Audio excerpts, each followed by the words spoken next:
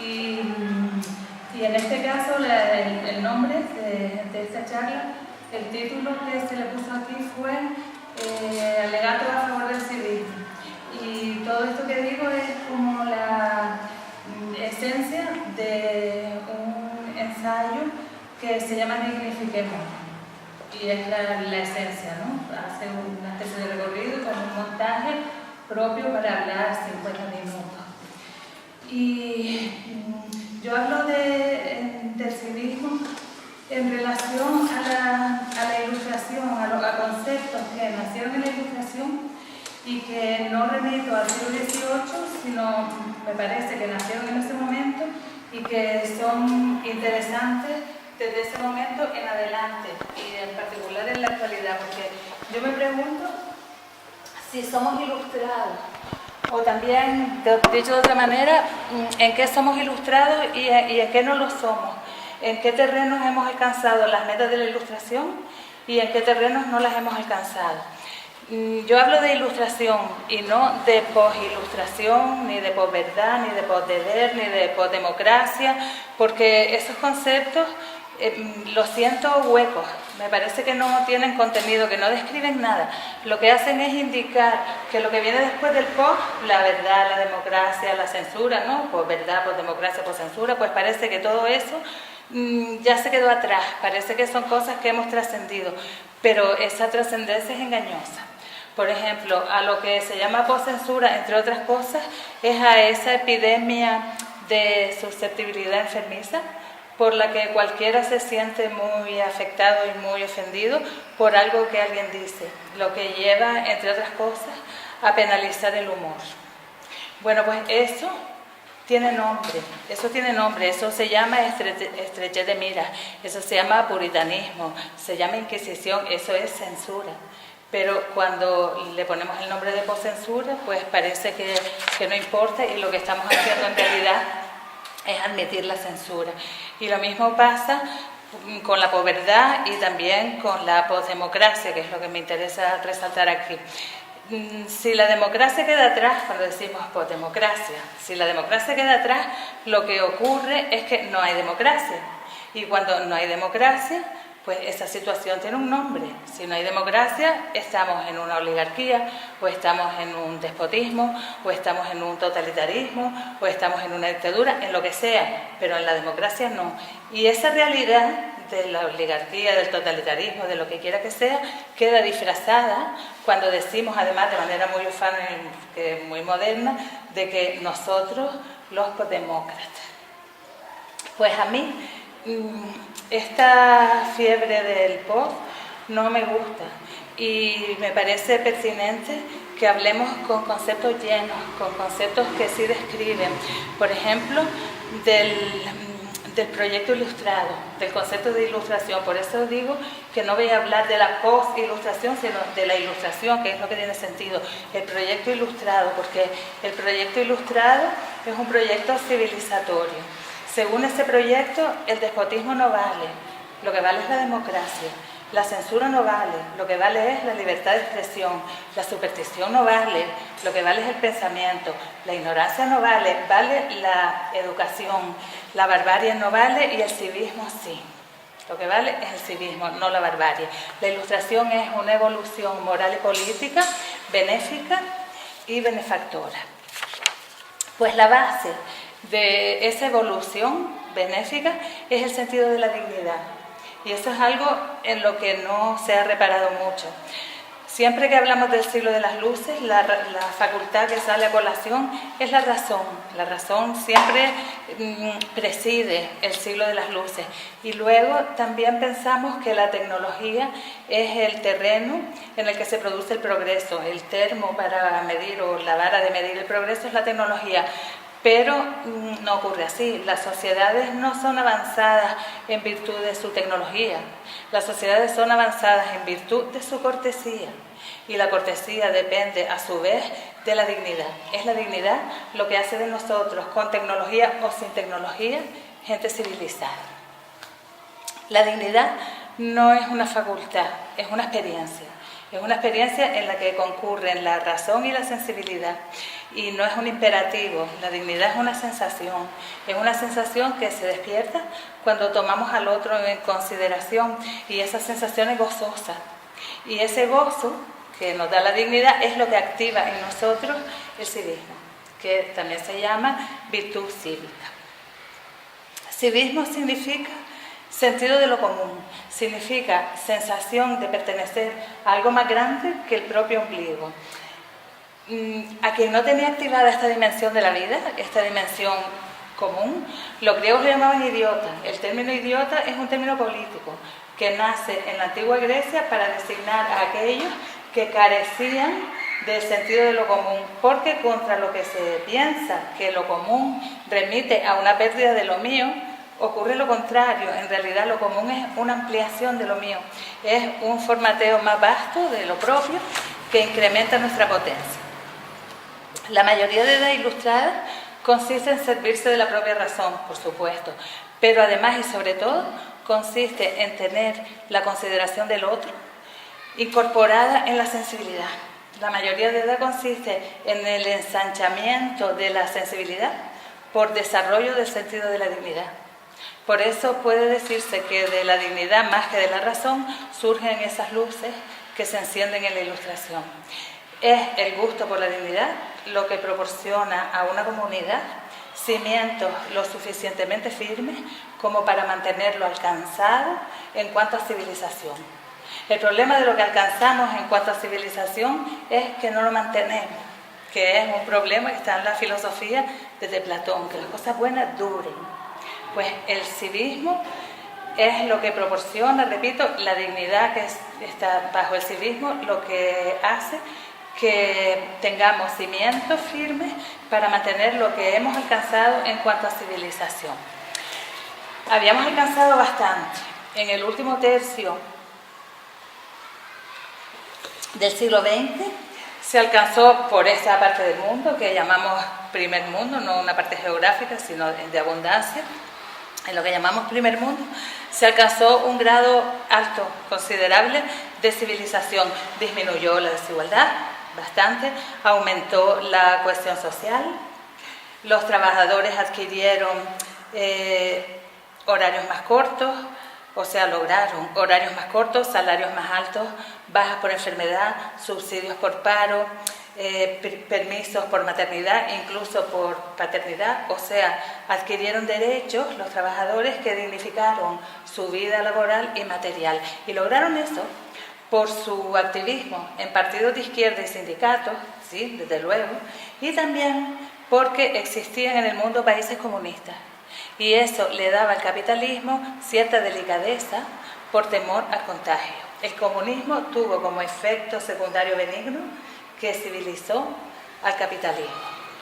En ese periodo mencionado se redujo la explotación, se establecieron servicios públicos de calidad, pensemos los que estábamos en los servicios educativos, sanitarios, etcétera, en esos momentos y el cambio que hay ahora.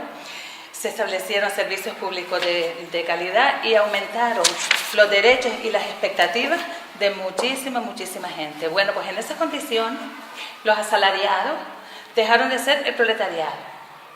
Proletario es aquel que lo único que posee es su fuerza laboral, su fuerza de trabajo, y vende la fuerza de trabajo al capital sin adquirir por eso poder o control sobre sus condiciones laborales. En ese periodo bueno, las condiciones laborales estaban controladas por la ley y dignificadas por la ley, aunque existía explotación, sí, y grande, en el trabajo al margen de la ley, desempeñado por los sin papeles, sin trabajo, sin derechos, sí. Pero así todo, cabía esperar que de cumplirse las leyes como es debido, la explotación de los no ciudadanos llegaría también a su fin.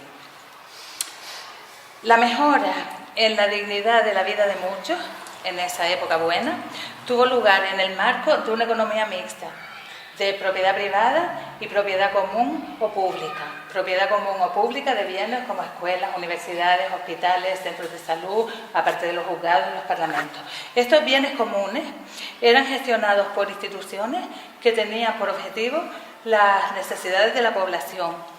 y que entendían por provecho el interés público, no el incremento de la fortuna personal ni la competencia en el mercado.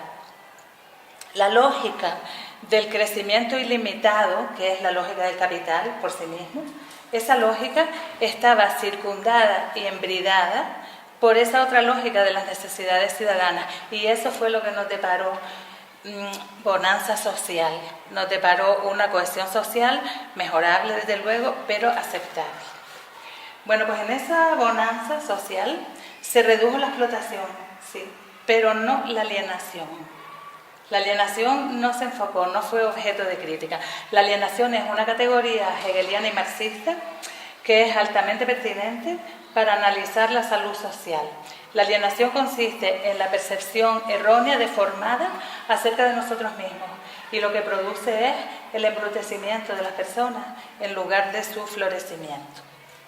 En los años de prosperidad, la alienación por mímesis con el dinero, que consiste en creer que uno vale más mientras más dinero tiene, que lo mejor que hay en la vida es acumular riquezas materiales, etcétera, pues esa alienación por mímesis por el dinero, con el dinero que más ubicó en los dueños del capital, resulta que afectó a gente de cualquier capa social, gente que persiguió su beneficio privado e inmediato a costa de quien fuera y de lo que fuera. Y además, a esa forma de alienación, por mímesis con el dinero, se sumó otra, la que consiste en concebirse a uno mismo como hijo del Padre Estado. No se entendieron correctamente los conceptos de protección social, de ayuda y de asistencia estatal. Se les dio a esos conceptos una dimensión que no les corresponde, porque a la luz de la dignidad, la asistencia sí es digna, pero es una medida excepcional para mitigar las situaciones de carencia en que alguien pudiera encontrarse ocasionalmente. Pero lo propio de personas ilustradas es vivir en condiciones en las que nadie necesite ser asistido. Sin embargo, ser asistido por el Estado se convirtió para muchos, hola muchachos, ser asistido por el Estado se convirtió para muchos en un objetivo.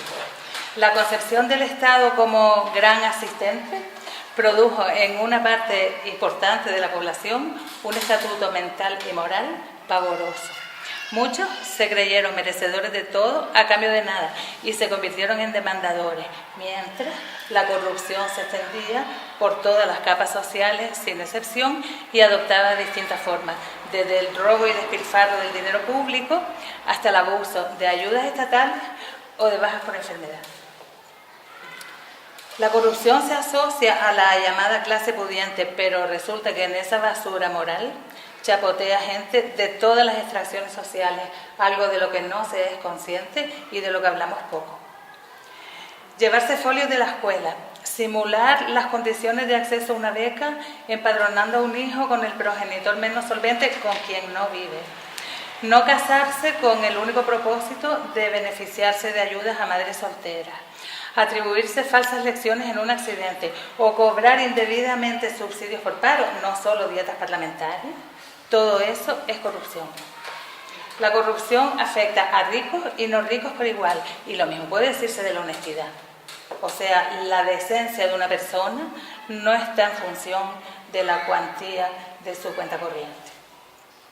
Pues de manera corrupta o de manera honesta, durante la etapa de prosperidad, cada cual buscó su propio provecho. No se fomentó el sentido de lo común, no se enfocó la dignidad en el trato, no se ensalzó el civismo, que es el fundamento de la Ilustración. El desmantelamiento de los servicios públicos, que es galopante desde 2008, se achaca a políticas neoliberales, y es cierto. Pero no nos damos cuenta de que esas políticas han triunfado porque cayeron en una sociedad carente casi por completo de civismo. En los años socialmente buenos nos enriquecimos, pero solo materialmente. Lo que civilizó al capitalismo y nos proporcionó los buenos tiempos que conocimos no fue el sentido de lo común, no fue el cuidado de lo público, no fue el mimo en el trato con las cosas de todos, sino la existencia de regímenes comunistas y el temor al contagio. No se ensalzó ni se cultivó el civismo, y sin civismo la cohesión social no tiene cimientos y se pierde a la primera de cambio. Y la primera de cambio fue la caída del muro de Berlín.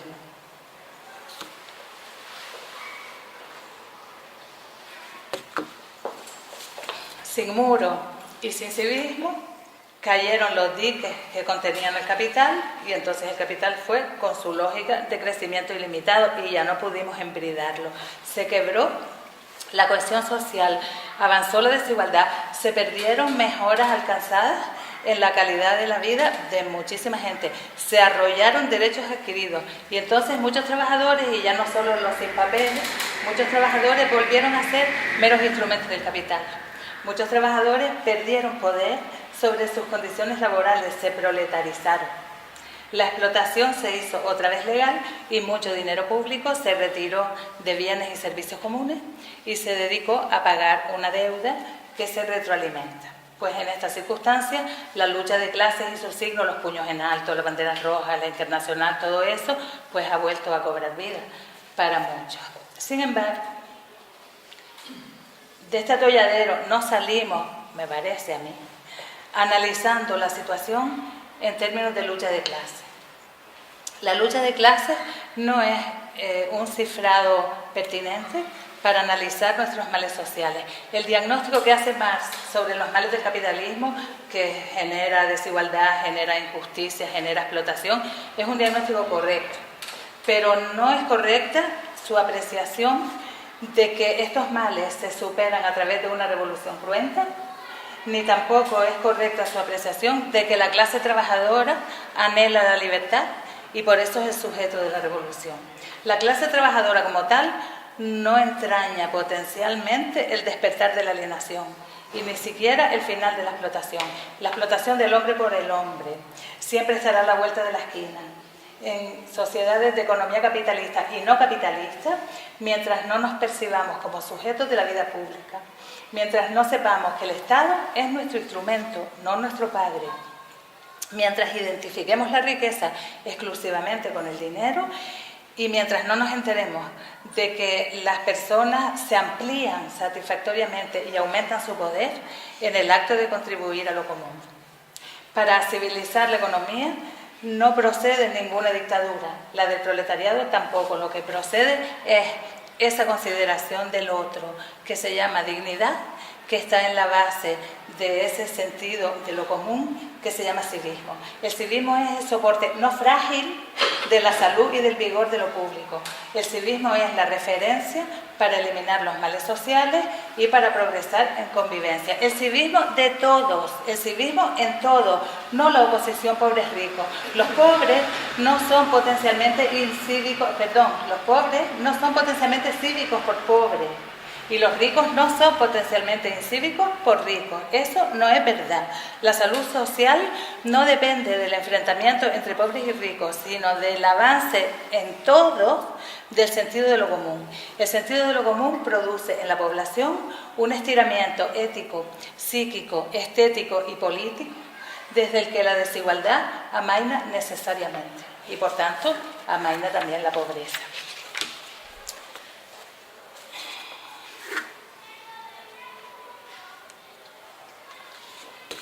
En la mentalidad ilustrada, lo público se entiende y se organiza desde lo común como referencia y no desde la asistencia. La asistencia estructural es incompatible con la dignidad, es incompatible con la mayoría de edad, que es un importante concepto ilustrado, y es incompatible con la igualdad. Y ya está bien de identificar la igualdad con la igualdad entre los sexos. La igualdad es un concepto importantísimo para producir comunidad y lo estamos desperdiciando, circunscribiéndolo únicamente a ese tipo de relación. Decimos que la asistencia estructural es incompatible con la dignidad, con la mayoría de edad y con la igualdad. Respecto a la asistencia, los ciudadanos no son iguales. Unos son pudientes y otros son no pudientes. Los no pudientes se perciben como demandadores y receptores. Y los pudientes se perciben como gente que está obligada a pagar por servicios que no necesita, puesto que puede acceder a escuelas, universidades, hospitales, etcétera, incluso a un ejército que la defienda a través de su propia cuenta corriente. Desde la asistencia, los servicios públicos son servicios sociales, son ayudas para aquellos que no pueden costearse los servicios privados. Y eso implica que al pagar impuestos, los ricos practican la caridad. y lo hacen, en el mejor de los casos, con condescendencia y en el peor, obligados por las leyes de la democracia.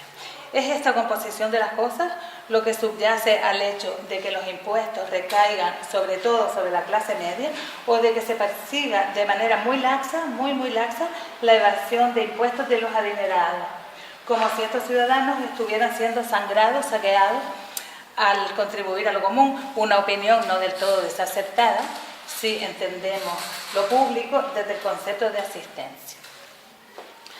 El saqueo, la idea de saqueo y de robo también subyace a la redistribución de la riqueza. Hablar en términos de redistribución de la riqueza. Redistribuir significa quitar a quien tiene para darlo a quien no tiene.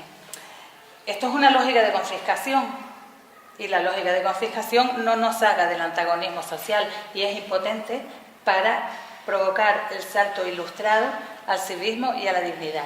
Ese salto se propicia sustituyendo el cifrado de la redistribución de los bienes por este otro, contribución de todos a lo común, no a lo social. Lo común no es lo social alude a desfavorecidos, lo social entraña la exclusión, en cambio lo común es inclusivo, lo común involucra a todos los miembros de una sociedad y lo común es lo público. Lo común es la propiedad común de unos servicios que están concebidos en función de cualquiera, no de los pobres, en función de cualquiera. Unos servicios referenciados en la excelencia, deseables para cualquiera y controlables por todos en su calidad. El resultado de esta manera de entender lo público, desde lo común, no desde lo social, es que la riqueza se comparte, sí se comparte, pero con ganancia psíquica para todos. No con sensación de azote, de pérdida, de que me quitan, de que me roba el Estado. Una sensación que, por cierto, en estos momentos no tienen solo los ricos, lo tiene cualquiera, lo tiene prácticamente cualquiera. El acto de contribuir a lo común se siente como una forma de extorsión, como una forma de perder. No damos a lo nuestro, me están quitando de lo mío. Pues el cifrado actual del sistema de finanzas públicos en la llamada democracia es una catástrofe cultural. Contra lo que se cree, por la alienación que padecemos, el Estado no es un sujeto que roba, el Estado no es un sujeto, el Estado no es una entidad que existe por sí misma. El sujeto de lo público somos nosotros, el sujeto de lo público es la comunidad ciudadana y el Estado es la herramienta de la comunidad ciudadana. Nosotros, los ciudadanos, nos procuramos mediante el Estado los servicios públicos. Y lo hacemos porque tenemos la propiedad común del dinero público, porque somos comunitariamente propietarios de ese dinero. El dinero público no es del Estado, el dinero público es nuestro, es un tesoro recaudado entre todos al que cada cual debería contribuir en la misma proporción de sus ingresos, en el mismo porcentaje, aunque habría que buscar una fórmula inteligente. Mediante el tesoro público, todos, no ricos y ricos, somos dueños y usuarios de las instituciones públicas, pagamos a quienes trabajan en ellas y somos destinatarios todos de los servicios que prestan y también somos todos supervisores de su buen funcionamiento. Los servicios públicos no son gratuitos, los servicios públicos son muy caros, cuestan mucho dinero y está bien que así sea. Y lo financiamos con nuestro dinero común. Hablar como lo hacemos sin ningún tipo de pudor, de educación pública gratuita o sanidad pública gratuita, eso indica la inconsciencia generalizada acerca de este hecho y es una de las causas de que el dinero público se despilfarre como si fuera dinero de nadie. Los servicios públicos no son gratuitos, son muy caros y los pagamos todos. Los pagamos porque queremos tenerlos y queremos tenerlos no en función de los pobres. No, queremos tenerlo en función del apetito ilustrado de vivir dignamente entre gente que vive dignamente. Y ese apetito no se tiene por ser pobre o por ser rico, se tiene por sensibilidad cívica, por desarrollo del sentido de pertenencia a una comunidad política. El salto ilustrado se impulsa desde el sentido de lo común, que además conlleva, como dijimos, la erradicación de la pobreza.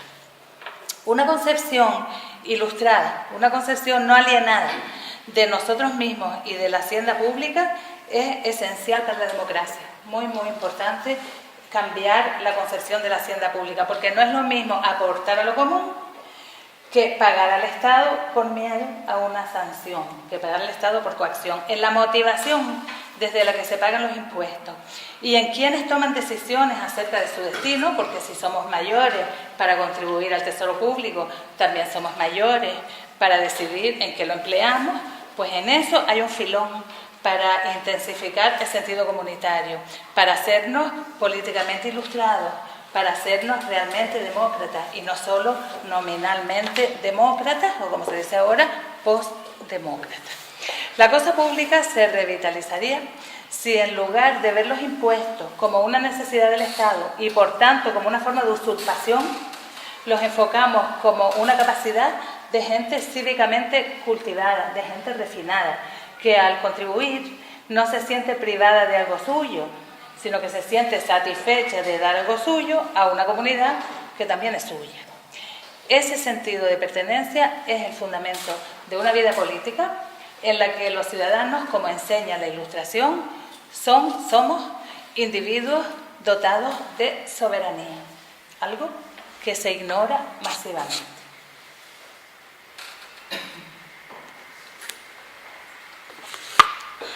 Soberanía significa capacidad de gobierno.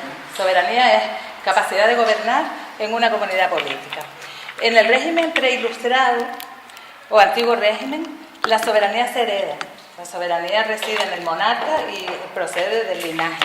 Pero en cambio, en la mentalidad ilustrada, la soberanía, la capacidad de gobernar, ya no viene por linaje, por herencia, sino por educación. Viene otorgada por la educación y por eso reside en todos los ciudadanos y por eso todos los ciudadanos son políticamente iguales. Bueno, pues esto no se sabe y no se practica en el sistema de partidos. El sistema de partidos, bajo la denominación de democracia representativa, sigue la lógica del antiguo régimen, mucho más que la lógica de la Ilustración, en tanto no despierta el sentido de lo común, que es el distintivo de una política ilustrada, y en tanto no genera igualdad política. No hay igualdad política cuando los representantes se erigen en una clase, la clase política, cosa que también de la que se habla sin ningún asomo de pudor, cuando en realidad clase política y democracia son conceptos incompatibles. La igualdad política es axiomática en una democracia y por lo tanto la única clase que por definición no puede existir en una democracia es la clase política. Desde la igualdad ciudadana es una aberración hablar de clase política o hablar de políticos y pueblo o hablar de nosotros y ellos. Aunque haya representatividad, que no tiene por qué no haberla, en una sociedad ilustrada, se gobierna con los conciudadanos, no para el pueblo ni para la gente.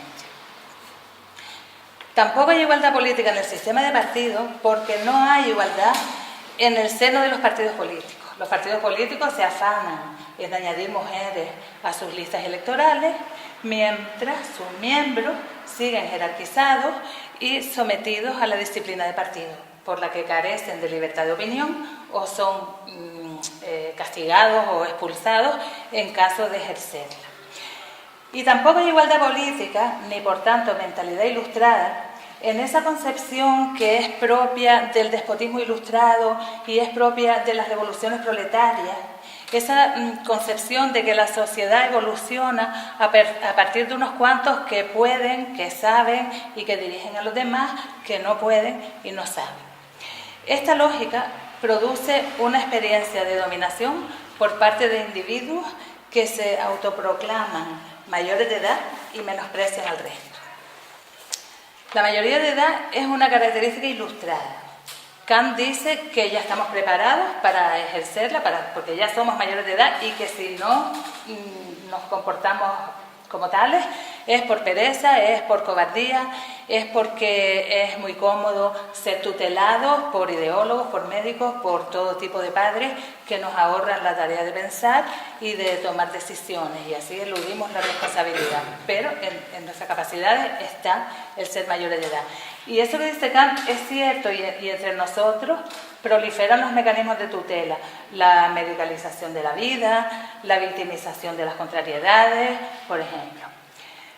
Sin embargo, también es contraproducente para la mayoría de edad de una comunidad el afán de superioridad de algunos de sus miembros, que se autodefinen como maduros y más avanzados que los demás y conciben a los demás como menores inmaduros que han de ser encausados por su bien.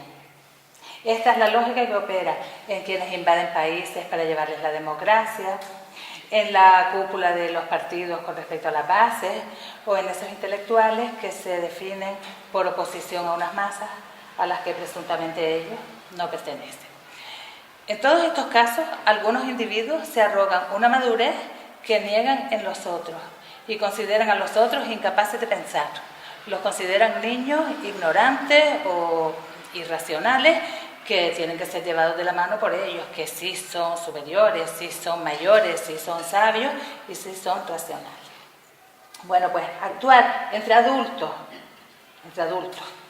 en nombre de otros y por el bien de otros, a quienes se niega la capacidad de raciocinio, eso es una indignidad.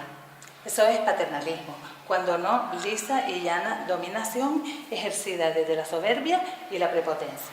La mayoría de edad corresponde a todos los ciudadanos, desde la Ilustración, y es incompatible con la idea y con la práctica de conducir a las masas populares. Negar la mayoría de edad a una parte de la población adulta no es ilustrado, no es compatible con la exhortación ilustrada atrévete a saber. No es compatible con eso, ni siquiera cuando el analfabetismo era una lacra social.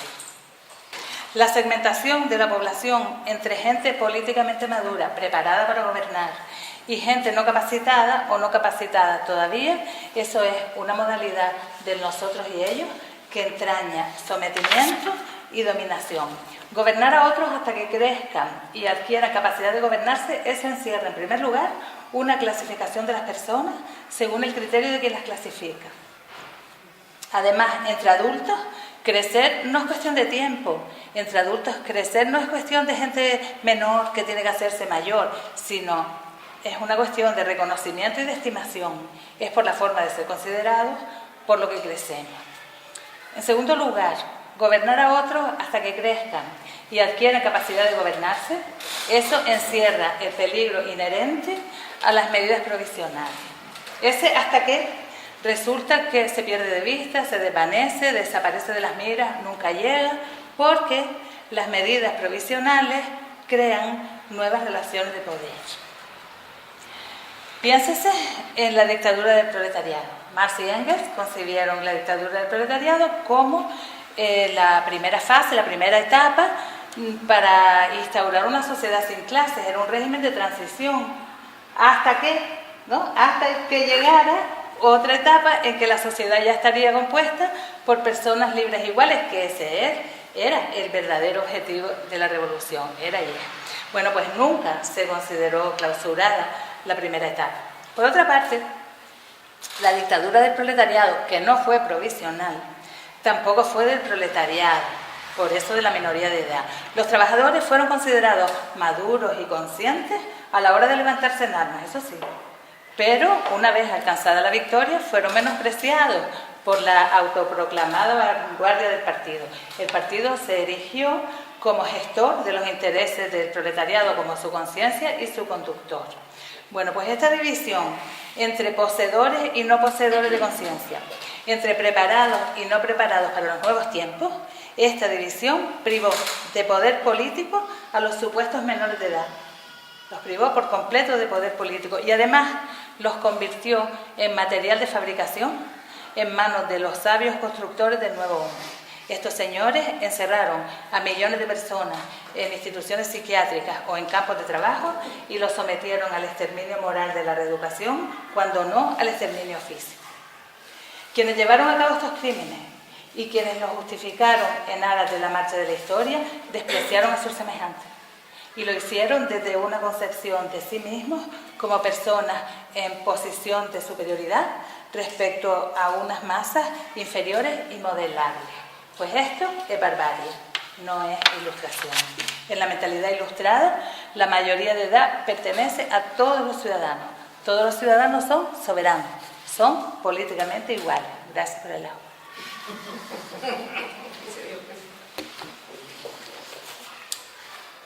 El ejercicio de la soberanía, que pertenece a todos, es especialmente factible en la actualidad por la existencia de Internet, porque Internet posibilita, aunque hay que estudiar mucho los mecanismos, todo lo que escuchamos el otro día en el Cabildo, que falta mucho, pero ahí hay un camino que está abierto. Internet posibilita la toma de decisiones de millones de personas sin necesidad de estructuras de intermediación. Procede enriquecer nuestra vida política con la coproducción de leyes entre representantes y representados y con las estructuras de deliberación que se necesitan para esa coproducción. Nada, salvo la pobreza o la cobardía, en términos de Kant, nos impide comportarnos políticamente como personas mayores de edad, saber y gobierno.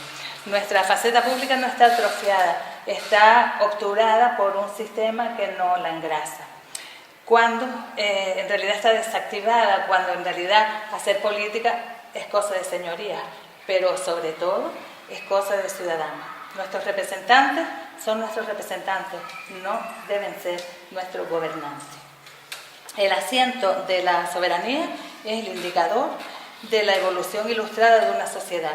Cambiar de caras en los partidos o introducir partidos nuevos en el seno del mismo sistema no cambia la realidad política, ni siquiera muchas veces superficialmente. Es la responsabilidad directa sobre las leyes, el que votemos nuestras leyes, lo que da madurez y dota de civismo a una sociedad. Es el votar nuestras leyes lo que hace que una comunidad política esté compuesta por seres pensantes y no por votantes y por mercaderes de votos. Sin nuestra faceta pública seguimos siendo disminuidos políticos y seguimos privados de lo que en la Ilustración se llamó felicidad pública. La felicidad pública es la satisfacción que se siente al ser reconocido y distinguido como persona que piensa, como persona que cuenta, persona que importa, que decide. Una satisfacción que la mayoría de nosotros solo conoce en el momento solemne de depositar el voto en la urna el día de las elecciones. Además de facilitar nuestra faceta pública, Internet potencia nuestras posibilidades ilustradas de esa evolución benigna de la sociedad, en tanto está produciendo un corrimiento de tierras en el concepto de propiedad. Debido a Internet, las modalidades clásicas de propiedad, que son la propiedad privada y la propiedad común, se amplían con un tipo de propiedad diferente, que es el disfrute de bienes que se poseen porque se accede a ellos. Este disfrute además es universal porque esos bienes, de momento los bienes intelectuales y artísticos, se pueden replicar de manera automática y de manera ilimitada sin que por ello se desgasten o se acaben. No por darlo se pierden, no por estar en un ordenador dejan de estar en la pantalla de quien lo solicite. Por eso, en relación a estos bienes, el concepto de robo no tiene sentido, porque aquello que alguien toma permanece a la vez en el lugar en el que está. Es cierto que estos bienes tienen autor y que tenemos un problema, existe un problema de retribución por autoría que tenemos que resolver, ciertamente. Pero abordar este problema en términos de piratería, eso es fruto de muchas dioptrías de miopía. El concepto de piratería aborda la propiedad intelectual en los mismos términos en que estaba establecida antes de la revolución digital, antes de que la revolución digital transformara radicalmente el soporte de los bienes culturales y el medio a través del que circulan. Y esta transformación deja obsoletos los antiguos parámetros. Es muy difícil, imposible tener la sensación de robo o de rapiña cuando la obra a la que se accede, como dijimos, no desaparece ni merma, sino que queda intacta y a disposición de quien la quiera, o cuando más milagrosamente todavía se accede más rápidamente a un bien, mientras más gente lo comparte. El soporte digital de las cosas y su circulación por Internet hace posible el prodigio de una posesión ilimitadamente inclusiva de los bienes, y ante eso el significado de propiedad se hace muy laxo. Ser dueño de algo pierde sentido. La posesión material de las cosas adquiere carácter de engorro. ¿Quién quiere tener 20.000 DVD cuando haces así y te salen miles de películas por la pantalla? Y la riqueza no está marcada por el número de bienes que se acumulan, sino por el número de bienes a los que se accede. Sin obviar que hay perjudicados, que los hay, el fenómeno del acceso y disfrute universal de los bienes culturales en sí es beneficioso. Ese es el sueño de la Ilustración, ese es el espíritu de la enciclopedia. Ese era el objetivo de quienes hicieron el esfuerzo de recopilar todo el saber de la humanidad para ponerlo al alcance de cualquiera. Y lo hicieron en el siglo XVIII los enciclopedistas desde la convicción de que la cultura propicia el desarrollo moral, económico, político y social de los seres humanos y los hace más dichosos. Pues la red hace realidad casi literalmente el sueño de los ilustrados dieciochescos. En las condiciones actuales de circulación y disfrute de bienes culturales, procede a abordar la retribución por autoría, claro que sí, pero en otros términos diferentes de la propiedad intelectual tradicional. Según la propiedad intelectual tradicional, un bien es propiedad privada de quien lo crea y es propiedad privada de quien lo adquiere. Desde esta concepción, la propiedad intelectual es y será inevitablemente transgredida, porque la realidad la desborda. Como ocurre con la educación y con la sanidad públicas, que son bienes a los que también se accede, tienen la misma lógica, con los bienes intelectuales procede la conciencia de que no son gratuitos, no son un maná que cae del cielo, son fruto del esfuerzo de músicos, cineastas, escritores, programadores informáticos que pertenecen al género humano y tienen la costumbre de comer. La conciencia de la no gratuidad se complementa en este ámbito, como en el de los servicios públicos, con el sentido de contribución a lo común y con el establecimiento de procedimientos de contribución. La contribución de cada uno es lo que hace que algo sea de todos sin que nadie pierda la dignidad. Como ocurre con los impuestos, la ilustración de una persona o de una comunidad se mide por sus aportaciones a lo común en términos de contribución, no de robo, ni de donación, ni de caridad. Un modelo de ilustración es Wikipedia. Como la enciclopedia en su día, Wikipedia aporta luces a nuestro siglo. Wikipedia se sustenta en contribuciones, solo contribuciones del material que se publica, del material que se traduce, que se corrige, contribuciones de dinero que aportan particulares y empresas. La contribución es la base de nuestra gran enciclopedia digital, políglota, que está editada colaborativamente. Para ser ilustrado, a lo mejor es más oportuno y más eficaz tomar como referencia menos a Lenin y más a Jimmy Wales o a Larry Sanger, que son los cofundadores y promotores de Wikipedia, porque la contribución a lo común disuelve incruentamente la propiedad privada y propicia el acceso universal a numerosos bienes, algo que de haber vivido en estos tiempos probablemente le gustaría mucho a Carlos Marx. Es justo, digno e importante ser retribuido por la obra que se produce. Y es justo, digno y no menos importante contribuir para acceder a la obra que otro hace. Este enfoque, esta segunda faceta del disfrute de los bienes culturales, eso es lo que nos educa, eso es lo que nos amplía, lo que nos enriquece, lo que nos beneficia a todos y nos hace ilustrados, no el sólido cifrado del acceso a la propiedad intelectual en términos de delito, de robo y de castigo. Autores y usuarios, no dueños y compradores. Retribución y contribución, no propiedad y robo. Ese es el registro desde el que evolucionamos y desde el que el sistema económico muta, no bruscamente y no a golpe de sangre, sino a un ritmo impredecible. Ese ritmo puede ser tanto más rápido cuanto antes se propague la conciencia de que nosotros, no el mercado, somos el sujeto del sistema económico y el objetivo del sistema económico. O la conciencia de que no hay nada escandaloso y no hay nada reprobable en intervenir en la economía, salvo para gente infantil, en el mal sentido de la palabra, que no soporta restricciones a sus deseos o restricciones a sus caprichos. El mercado desregulado, contra lo que intuyó Adam Smith, agudiza la desigualdad y escancia periódicamente pobreza para muchos en un mundo de abundancia. Y esto, que la abundancia genere pobreza, eso hiere la sensibilidad ilustrada. La escasez derivada de la abundancia es una especie de hambre artificial. El hambre artificial no es una expresión que se circunscribe a la muerte y al exterminio de millones de ucranianos bajo Stalin. Somos ilustrados si nos posicionamos como sujetos políticos que intervienen en la economía y no nos concebimos como objetos que arden como leña para el capital.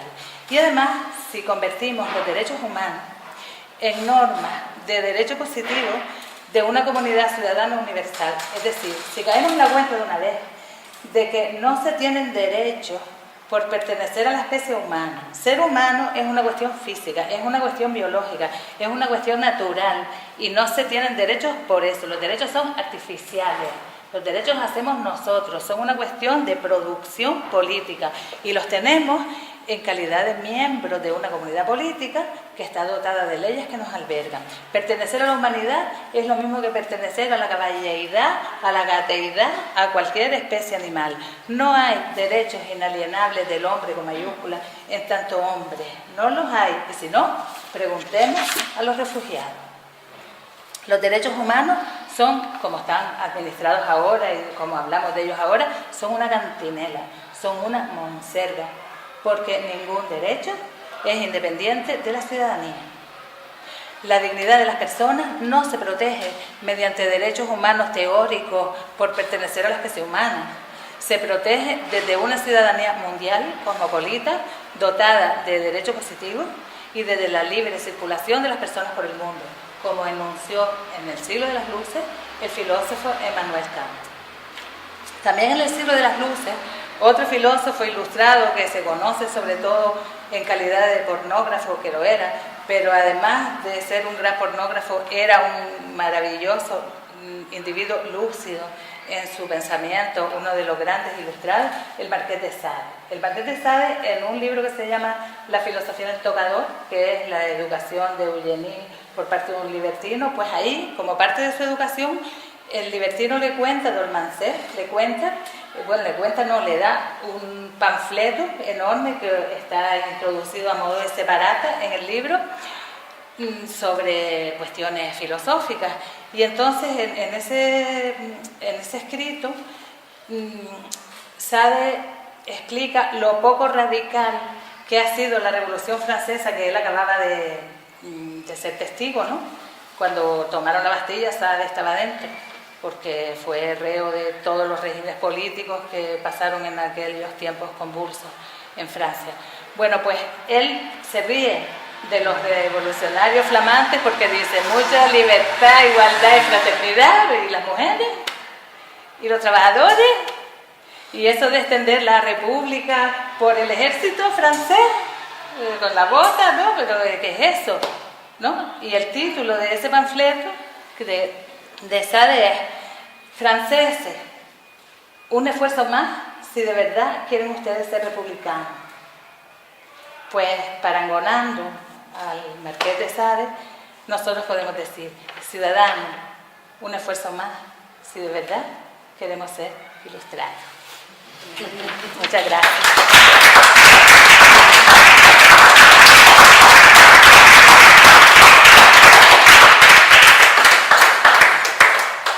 Ya está. Amigo.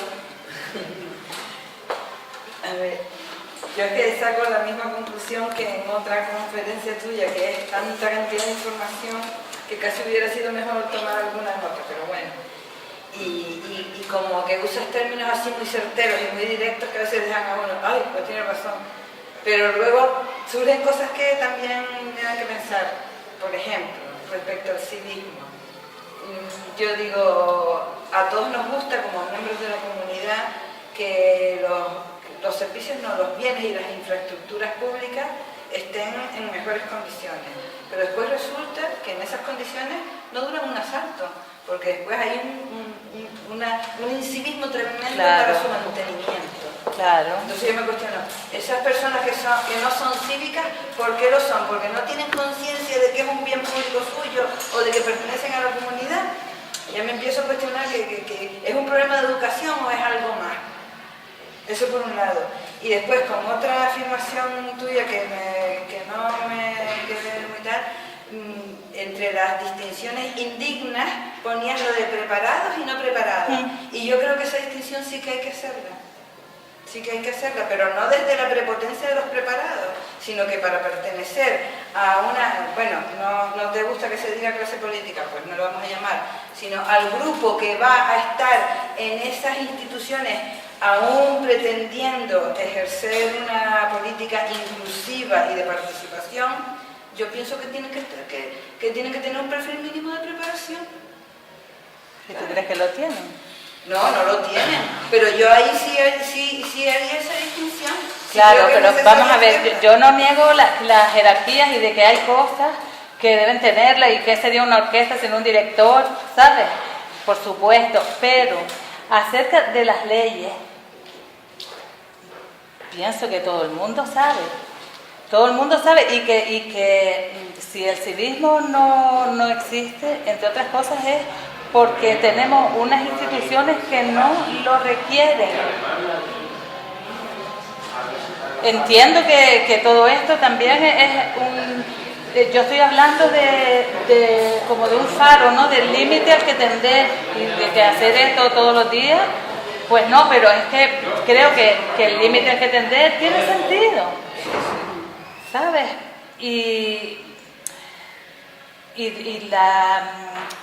Que haya gente que sabe más que otra en cosas que hay, pues no sé, hacer un motor de un coche, bien, pero si empleamos el dinero público en guardería o en policía, eso todo el mundo tiene capacidad de pensar, pero la capacidad de pensar pues, ni siquiera se le supone a la gente, sino vota y vótame.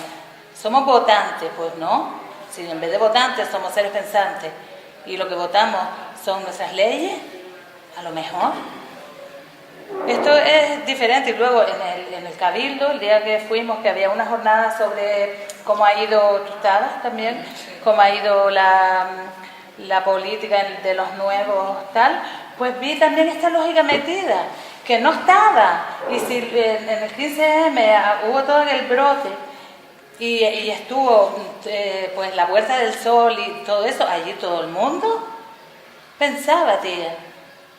Todo el mundo pensaba. Y después todo esto se fue mimetizando con las estructuras existentes, cuando el movimiento se introdujo como partido político.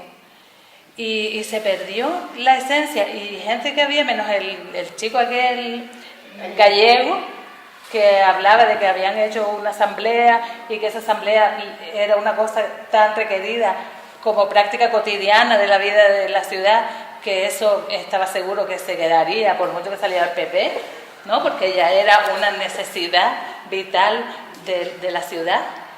Pues después del resto, no sé quién que venía de Harvard, pues hablaba en términos de que el asunto es lo que el ayuntamiento puede hacer por los ciudadanos. Es que no es eso.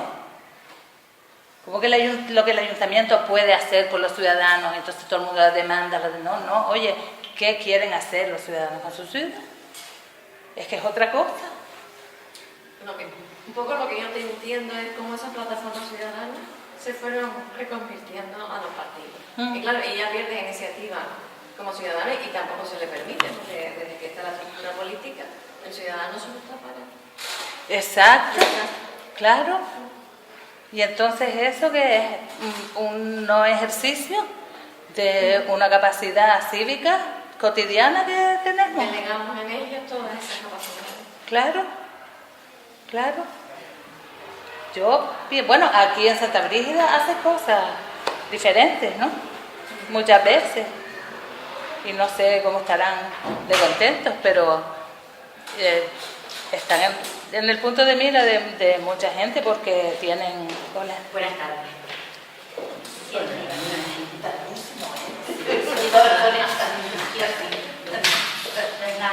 No, y luego también que todo, mira, la humanidad es como una mole ahí aceitosa que se arrastra por el tiempo y todo es tan despacio.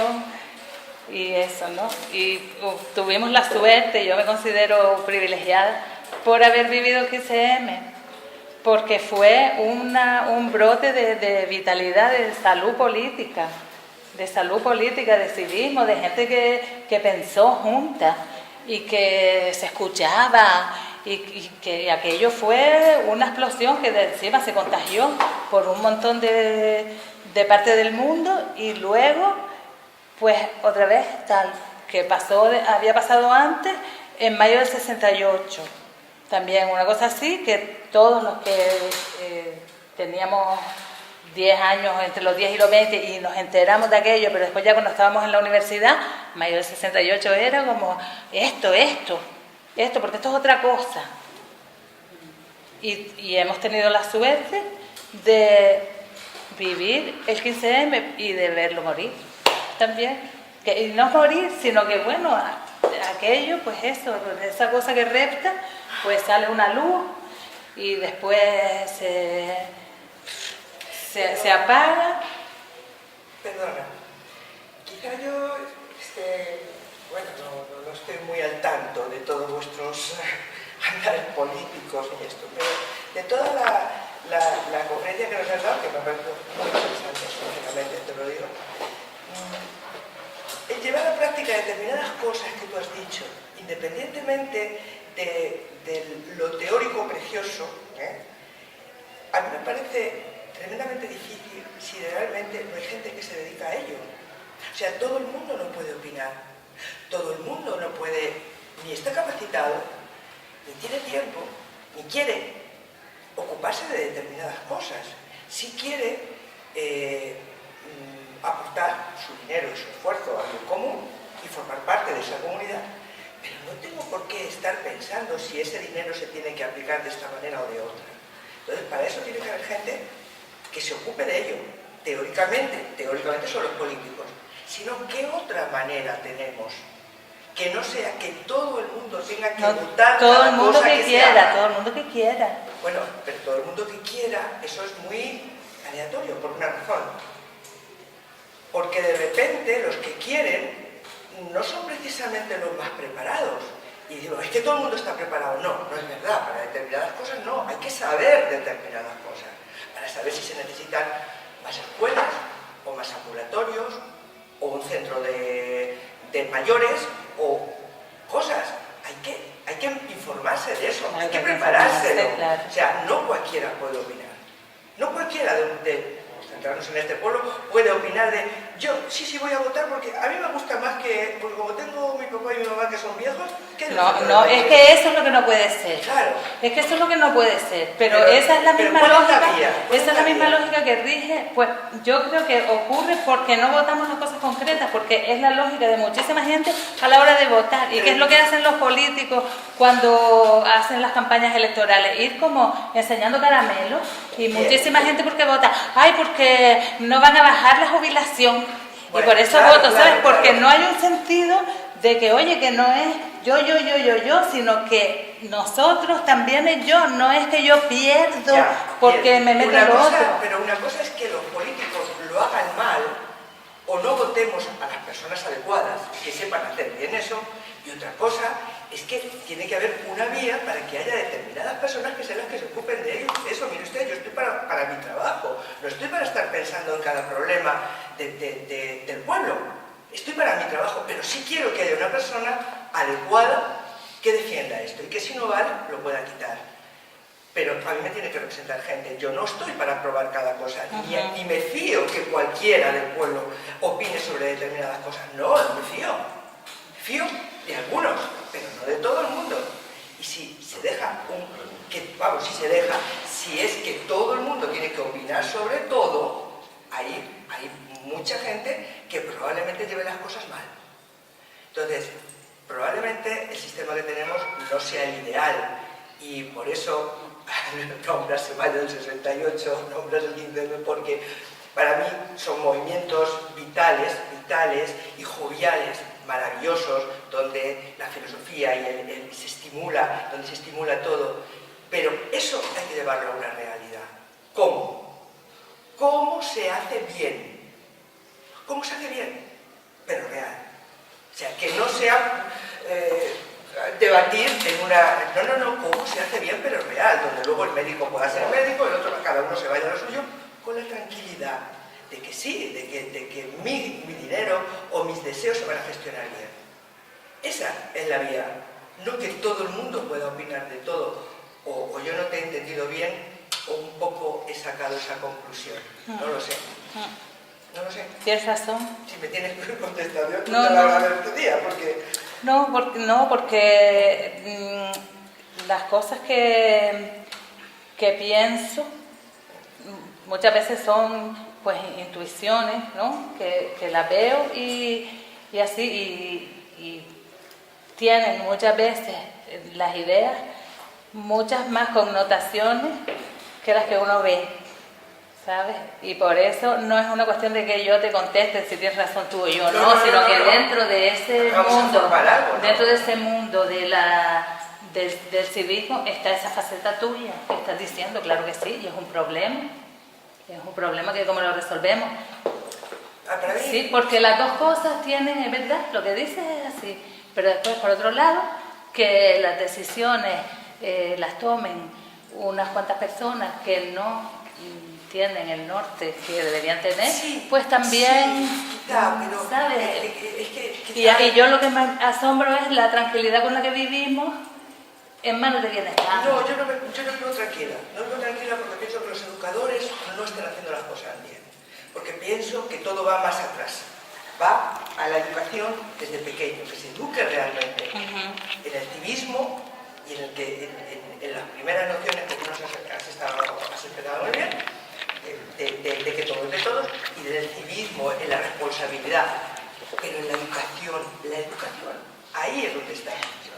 Es decir, sí, pero no es la escuela, la educación. La educación es toda la ciudad. Sí, y si estamos cenando con amigos y llega uno y te dice, mira, vámonos a la India en mayo. Sí, y te dice, oye, a la India en mayo trabajas. Tú te coges una bajita. Sí. Pues coges y dices, oye, nene, ¿qué te crees tú que soy yo? ¿Sabes? Pues, pero eso no se suele hacer. No se plantan ese tipo de... Sino, hay que ser políticamente correcto.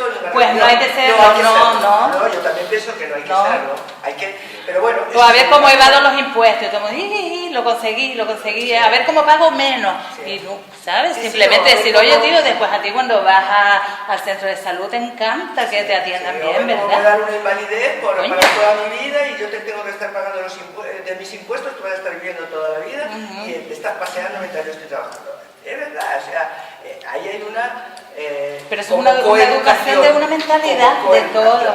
Sí, pero evidentemente los niños, los jóvenes, esos son los que hay que irles preparando para otras cosas, para que no piensen de esa manera, para que no piensen que papá Estado me tiene que dar la sanidad, me tiene que dar esto, me tiene que dar lo otro, y si yo estoy enfermo, ¿comprenden? O sea, claro, pero si el padre de ese chico resulta que lo empadrona con la madre para que pague menos y le den una beca a la que no tiene derecho, pues es que es todo. La picaresca es todo. Pero por eso te digo que... Y es educación, lo que la educación es sí. Pero sí. No todos vamos a hacerlo todo, porque no. Lo hagamos por supuesto que no, por supuesto que no. Sí. Y aparte que es muy difícil articular el sistema. Cierto. ¿Difícil? Es muy difícil articular el sistema para que toda la ciudadanía participe en la decisión de todas y cada una. No, tampoco de todo, tampoco es todo. Es imposible. Tampoco es todo, pero un poco más, ¿eh? Lo de los presupuestos. Vale, un poco más sí, pero los presupuestos no sería una buena intervención. Sí. En los presupuestos, ya nada más que con los presupuestos ya estamos ejerciendo un montón de pensamiento. Pero un poco más, perdón, es también en función de cómo esté preparada esa sociedad. Es lo que hablaba la señora que estaba hablando antes. El problema es no los educadores, sino cómo educamos a la familia.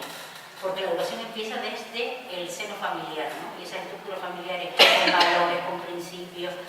Un acto mínimo de echar un papel al suelo es una consecuencia que tiene mucho que decir de quién es el que está tirando el papel al suelo y quién es el que no se lo permite. esa para mí es fundamental, es decir, la esencia de esta sociedad es la educación familiar y se ha perdido, desde mi punto de vista, los valores. Hay cada vez mucho más incomprensión, más intolerancia, menos respeto hacia los materiales públicos. El respeto de un joven a un mayor que le dice eso no lo debes de hacer porque está mal hecho y tal, y te puede mandar directamente al lado austral de donde vive. Es decir, que yo creo que la base es importantísima y evidentemente después todo lo que es la historia de un recorrido social que va desde el siglo XIX con la picaresca y que lo hemos puesto como el alarde abanderado de que si no haces eso es que eres tonto. Además, si tú crees que exigen las cosas como son, es que eres tonto. Eso es que viene. Hay una tarea larga que casi una sociedad podría medirse por lo que una sociedad puede realmente hacer en común, que es la creación de instituciones, y que las instituciones sean respetadas y respetables. Entonces, una sociedad, si es más civilizada, la manera de medirlo es por la calidad de sus instituciones. Y las instituciones no hay instituciones ideales, sino hay instituciones que se van haciendo poco a poco, se van desarrollando y siempre en la misma dirección. O sea, por ejemplo, en ese sentido, Inglaterra, soy una especie de anglófilo sin conocer Inglaterra y conociendo la fama, ¿no? El prejuicio de ciertas cosas. Pero me parece admirable en ese sentido como determinadas instituciones, ese equilibrio que han logrado entre lo público y lo privado, o el prestigio que pueden tener instituciones como la BBC. La BBC es una institución creíble. Y respetable, lo que dice, respetada. Respetada, pero porque se hace respetar. Porque es respetable. Siempre he leído por ahí que cuando un juez se coloca inglés, se coloca la peluca, se convierte en la justicia. Sigue siendo un hombre. Perfecto, ¿no? Sigue siendo un hombre, pero se convierte en la justicia. Me parece maravilloso, por ejemplo, maravilloso, vamos, como sé, deseable. Aquí nos movemos, por ejemplo, en el tema de la justicia, en tratar de ordenar, clasificar, puntualizar toda la casuística del mundo para ver qué es lo que es justo y qué es lo que no es. En Inglaterra, al parecer, se dice que no conozco, hay muy pocas leyes. O sea, lo que hay es un juez que es respetado y respetable y que en un momento dado toma una decisión. Y esa decisión tomada por ese juez respetado y respetable se convierte en referente para un caso. Eso me parece mucho más humano, mucho más lógico. Una institución mucho más, no sé, tal. O sea que son las instituciones lo que sí es necesario ajustar. Cosas que se han llevado a lo largo de la tradición, han sido muchas generaciones. Y una de las cosas que me parece del sistema nuestro, que se cambian las cosas con una alegría feroz. Se destroza un conocimiento y una tradición acumulada. No, ahora lo hacemos al revés, o lo hacemos distinto. Calma. En ese sentido, los ingleses son, por naturaleza, conservadores, pero no reaccionarios. O sea, que hay que ser muy conservador. Yo le dice a alguien que es conservador, y ya te mira como, oye, se tiene que ser de izquierda. No. Vas a ser de izquierda, vas a ser incluso. Claro, sí.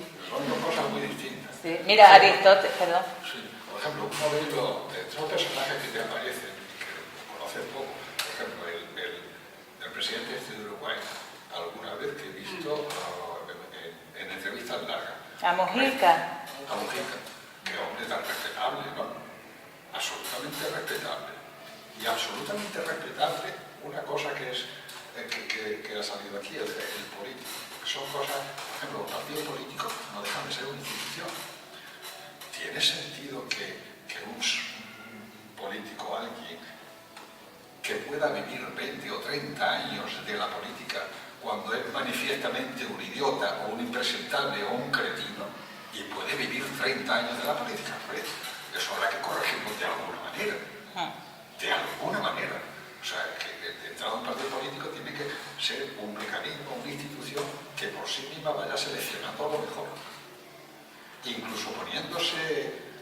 matices, ¿no? O sea, diciendo, oye, aquí se está en política, estupendo. Tú dices que te gusta la política, es fantástico, pero si no eres el mejor, el máximo tiempo que puedes estar es 1 año, o 6 meses, o una legislatura, lo que sea. Un hombre como Mújica, que no ha hecho nada más que le gusta la política, vive la política, no pretende sacarse, que es un hombre con vocación de estar ahí. Fantástico que esté toda la vida. ¿Por qué? Porque le gusta, hace algo que le gusta y lo hace honestamente y lo hace correctamente. Fantástico. Y que no se mete en veleidad y dice, oye, yo estoy aquí para hacer lo posible. Una revoluciones duran 3 días. Después está al día siguiente, como yo te decía, antes decía la revolución, es lamentable, por ejemplo, el tema de la revolución rusa, es que se te cae el alma, porque ves revolución rusa, un movimiento cultural, en lo cultural produce el constructivismo, en arquitectura, en pintura, en literatura, pero de pronto llega Stalin y hace o el metro o hace el monumento a Stalin, que es un pastiche decimonónico espantoso, una mentira descomunal.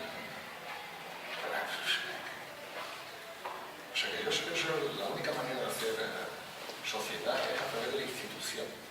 Y las instituciones son una cosa difícil de verdad, muy difícil de hacer, difíciles de conservar, difíciles que se mantengan en pie frente a los que no le gustan o no las quieren o le tienen mal. Que de todo hay, o sea, se tratan de pervertirla, prostituirla, hacer lo que sea. Lo que sea. Habla de la educación. La educación es la institución educativa, es la escuela y los maestros. Por ejemplo, en los países nórdicos, ser maestro cuesta un ojo de la cara en la educación. O sea, necesitas probar una vez y no llegas a darle clase nunca. ¿Quién no ha soñado alguna vez? O sea, una idea común, parece una especie de ideal que no se sabe si se puede cumplir. La mejor gente, la gente más avanzada intelectualmente, ¿deben estar en la universidad o deben estar dando clases de primaria? Esos son las cabezas que deben de estar. Porque a lo mejor deben estar dando clases de primaria. Es una... No, es verdad, claro que es verdad.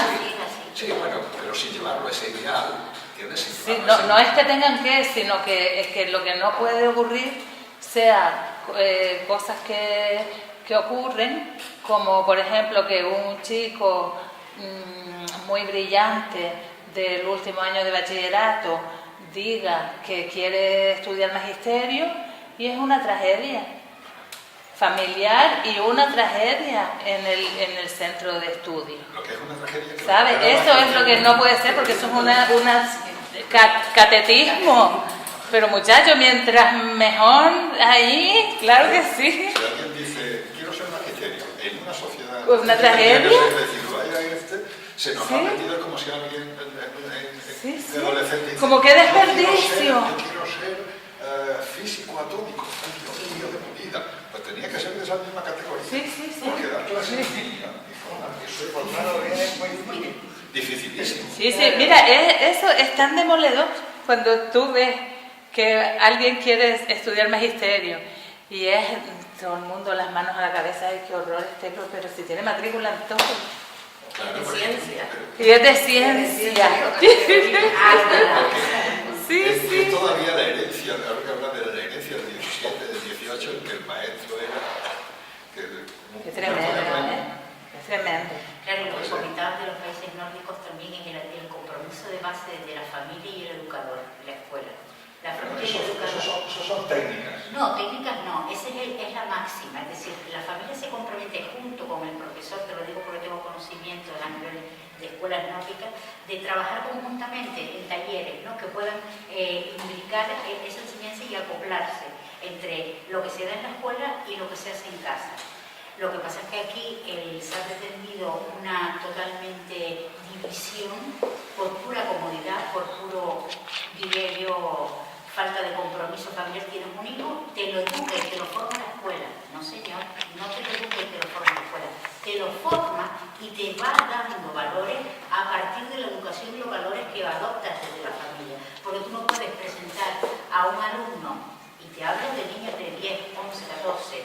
cuando están en una clase, a soltar un grito porque a alguien le da la gana, o asomarse a la ventana porque está dando una información. Es decir, como si eso no... Es decir, estamos en el mismo contexto como si estuviéramos en la playa. Es decir, no hay un vínculo de respeto. Antes, que bueno, que no era la norma así, pero tú tenías un respeto hacia una persona, a un médico, a un profesor, a un celador de un centro sanitario, que incluso les han llegado a pegar porque ellos tienen el turno y son prioritarios. Es decir, son los valores los que hemos confundido y los que hemos estado... Pero no dejan de ser dos instituciones distintas. Uno es a la aceptación de la institución familiar, ¿vale? Y la otra es la institución educativa. ¿Pero tú no crees que no esté implicada por Sí, forma parte? por supuesto que puede. Es que no Sí, viene pero a ser una aislada. Puede que no necesariamente implicada, puede haber algún sistema que sea más razonable. Estoy hablando ahora mismo un poco Sí. abstracto. La familia es una cosa muy clara, o sea, tiene una parte que es educación del amor, o sea, es decir, todo lo que es el aspecto sentimental, ¿no? Lo que se supone saludable, por ejemplo, para un hijo o para un contexto pequeño como es el de la familia, que son vínculos afectivos fundamentales. Sí, y eso es también otro lado, ¿qué significa vivir juntos? ¿No? Significa vivir juntos, significa cuidar, ¿no? Cuidar las cosas, educar, que eso ya es social, ¿no? En cierta forma. Hombre, ajustar a las normas también. Un niño necesita tener normas de comportamiento, normas de estructuras familiares, de estructura social, normas. No, eso no quiere decir que el niño esté cohibido, ni mucho menos, pero si tienes claro lo que está bien y lo que no está bien, ese niño sale ya, cuando entra en el aula, entra con una actitud totalmente distinta a una familia que yo he trabajado en zonas desestructuradas familiarmente, donde todo vale, porque todos estamos en la calle y no hay ni una norma para acostarse, para hacer los deberes, para jugar. ¿Me entiendes lo que te digo? Sí. Y eso es un círculo vicioso que se retroalimenta. Familia, escuela, familia, escuela, familia, escuela. Y claro, te da miedo muchas veces cuando ves esos comportamientos demasiado genéricos en jóvenes que dicen, ahorita, esto va a ser la población activa del futuro. Yo primero agradecerte la charla, que me parece muy sugerente y me he divertido mientras lo has hecho, me ha entretenido mucho. Yo nos escucho a todos y la verdad creo que estamos bastante perdidos en general, todos, ¿no? Respecto a la situación y a casi todo lo que manejamos. Porque estamos hablando de un mundo que ya no tiene nada que ver con el mundo no ya de hace un siglo o dos, o casi tres de la Ilustración, sino que no tiene nada que ver con el mundo que había hace 20 años o 30 como mucho. Quiero decir, todos los parámetros de la vida han cambiado. Por ejemplo, desde el punto de vista de la educación que estamos hablando, mi punto de vista es que hoy día todos los esfuerzos que podemos hacer en invertir mucho en un sistema educativo, en buenos maestros. He sido profesor de magisterio 13 años y sé que eso que estamos diciendo es una realidad. Recibir el magisterio con un alumno de currículum brillante anterior era casi imposible, con sus excepciones que siempre las hay. Pero vuelvo al discurso. Es que el mundo que vivimos ha cambiado muchísimo respecto a educación, y vuelvo a ella. Hoy día el sistema educativo no tiene potencia casi ni para formar, pero es lo que hace, en cualquier caso, formar técnicamente. Humanísticamente ya eso ya no tiene entrada en el sistema, porque no tiene cabida en la vida actual. Porque quien educa hoy, y no nos hemos dado cuenta que nos ha cambiado el Ministerio de Educación hace muchos años, son los medios de comunicación y en concreto la televisión y hoy Internet. Son los grandes educadores porque están en todas las casas, sin excepción, están a todas las horas del día y en muchas casas en todas las habitaciones. ¿Sí? ¿Quién maneja los medios de comunicación? Los medios de comunicación, el mercado, ese famoso que es el que paga los medios de comunicación y de los que son propietarios al tiempo, por supuesto, los maneja el capital. Este capital salvaje del siglo XX-XXI que estamos viviendo, que ha olvidado que la producción tiene que servir para que el ser humano en general, la especie, viva bien. Pero que lo que estamos viendo es lo contrario. En un mundo donde la ciencia y la técnica están más desarrolladas que nunca, en vez de vivir bien la inmensa mayoría, cada vez son menos los que viven bien y cada vez son menos también, pero muchos más poderosos, los que acumulan los medios de producción, la riqueza y los medios de comunicación en sus manos. Es decir, olvídense ustedes del Ministerio de Educación y olvídense del pobre maestro. Es que realmente quien nos está educando es la televisión. Es decir, nos están educando los intereses de aquellos que lo que quieren y tienen como único objetivo es enriquecerse, y para ello tienen que vender constantemente. Nos dicen que gracias a eso se salva la humanidad y gracias a eso tenemos trabajo. Estamos viendo que eso ni es así ahora, ni va a ser en el corto plazo, porque en el corto plazo, ya en el medio, la robótica va a sustituir a la mayor parte de los seres humanos. Ya veremos de qué vamos a hablar. Porque esto es lo que está ocurriendo. Realmente te quiero decir, el mundo del que tú estás hablando, que me parece maravilloso, porque nos ilustró mucho y nos abrió los ojos de la ilustración. Ojalá, ¿verdad? Pero en ese mundo no había internet, no había medios de comunicación. No, ellos no podían imaginar con qué problemas inmensos nos íbamos a encontrar en el momento actual. Después también en el momento actual sabemos ahora, y cada vez la ciencia nos lo pone más al descubierto, que el ser humano realmente es un ser muy complejo y que viene dotado de un software en principio vacío, o quizás con un recuerdo de otra vida, no se sabe, eso dependerá de lo que uno crea, pero en cualquier caso venimos con un software vacío que quien lo llena es la cultura y la sociedad en donde se desenvuelve. Pero es que la cultura y la sociedad hoy en todo el mundo, y no solamente en Occidente, en la inmensa mayoría de la población, la manejan los medios de comunicación. Sí, por cierto, los medios de comunicación nos han puesto, y las técnicas nos han puesto la vida cómoda hoy día para yo estar entretenido todo el día, que es lo que pretendemos, porque como seres humanos también tenemos un alto valor de nosotros, que también nos viene de la ilustración.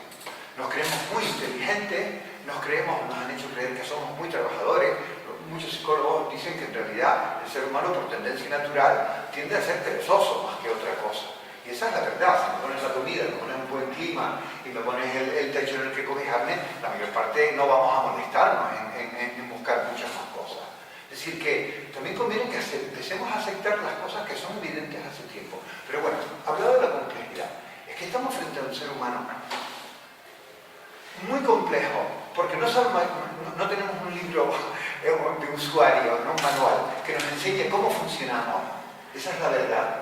Entonces, nos meten en un programa desde que llegamos a la vida y después dicen los sabios que nos tenemos que pasar, después de la adolescencia, el resto de la vida desprogramándonos para poder programarnos bien. Quiero decir, encima que vivimos en una sociedad muy compleja, dominada por los medios por los intereses y por los medios de comunicación, nosotros tampoco tenemos un software bueno para funcionar, porque es muy difícil llegar a hacerlo bien.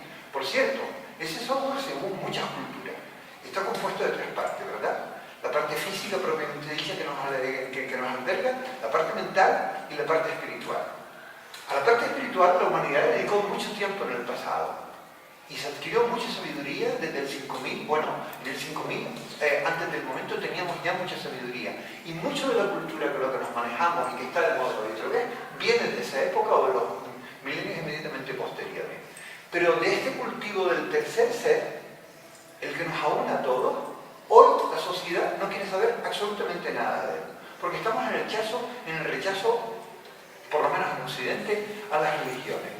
Y es verdad, el rechazo a las religiones en Occidente es más que lógico y razonable, viendo cómo funcionan las religiones. Sin embargo, el rechazo a lo que las religiones debían de haber cultivado, que es el espíritu, lo que pretenden en la base, eso no lo hacemos en la sociedad actual, aunque hay un montón de gente moviéndose en esa dirección. Pero no es la tendencia común, no es la que mueven los grandes medios que podrían llegar a todo el mundo. Por cierto, de esos grandes medios que tienen ese poder enorme de educación, precisamente para educar no los utilizamos. Hombre, no me digan a mí que si hiciésemos un gran esfuerzo en educación, utilizando la televisión, no me digas a mí el resultado extraordinario que podríamos obtener, porque claro, es que el ser humano resulta que no es de una manera ni de otra, no, se nos programa de una manera o de otra. Pero aquello que nos programa lo utilizamos para que compremos más, para que nos divertamos más, para que nos emborrachemos más, para que viajemos más, pero no para ser mejores personas, no para entender cómo funciona realmente el mundo, cómo funciona realmente la Tierra, cómo funciona la naturaleza. Vivimos totalmente separados de que somos naturaleza. Y seguimos creyendo, porque nos enseñaron las religiones monoteístas hace 2000 años, que es que el mundo está puesto a nuestra disposición para nuestro uso y consumo. Así, sin pensar más allá. Entonces, yo francamente creo que tenemos unos problemas enormes para que después en la sociedad, porque además esa comodidad nos lleva, como tenemos todo en casa, tampoco tenemos que ir a participar en ningún sitio. Y como me decían antes, que me lo pongan puesto, ¿no? Sí, que realmente, y realmente esta asociación en la que habitamos nosotros aquí en Santa Rita es una buena muestra. Se organizan actos, yo creo que fantásticos, de calidad como este, en donde sin embargo, porque todo el mundo tiene entretenimiento en casa, ¿no? ¿Cómo saltarnos? Los políticos eran los que tenían que estar. ¿Cómo saltarnos todas estas cantidades? Sí, sí. Bueno, lo dejo ahí porque no he hecho sino sembrar dudas del tema, pero era lo que pretendía, ¿no? Concha acaba de decirlo de esto. No tengo soluciones, yo a ver si ustedes me ilustran. Sorprendente que no haya aquí, por ejemplo, un político. Bueno, algunos nos dedicamos un poco a la política y además, según lo que dice Salit, y yo comparto, todos lo somos, ¿no? Sí. Pero yo haría propaganda para que a ti te contratara La Sexta, un programa de televisión, y todos los días pusieras estos conceptos con las palabras adecuadas, ¿no? Y quitar la manipulación que sea... Las palabras, muchachas, las palabras. Es que hay programas en la tele de filosofía. Claro, Yo no busco los encuentros. Sí, Así sí. como los hay de arte, yo creo que el que busca encuentra. Claro, Otra cosa es que claro. tú simplemente veas lo que te he hecho. No, si no digo que no haya. Yo creo que en lo que hay que educar a los niños es en tener criterio, precisamente. Mira. Precisamente poniéndoles lo que ven y planteándoles otra posibilidad de enfoque. Que la filosofía está extinguiéndose, claro, interesadamente en la asignatura, que se está desapareciendo de la escuela. Es estupendo la conferencia porque es como si hubieras puesto tu trabajo te ha costado poner en orden paquete, ¿no? Y nos lo has dado compuesto, ¿no? Lo has dicho fantástico. En ese sentido, educación. Por eso dice Concha, tenía que estar en La Sexta, ¿no? Por ejemplo, hay otro filósofo. No, pero perdona, pero es porque yo creo que hay una manipulación del lenguaje y de la palabra que crea una confusión y eso lleva a conductas totalmente equivocadas. Porque el problema aquí de la ilustración en realidad es la actitud del ser humano. Y esa actitud del ser humano se va educando. Entonces, si no se invierte en una educación adecuada, nunca se educará, se educa y se contagia, sino que se manipulará continuamente. Como se manipula, a mí me da mucho miedo que el pueblo decida, al pueblo se le manipula. El pueblo un montón de veces no está preparado para decidir.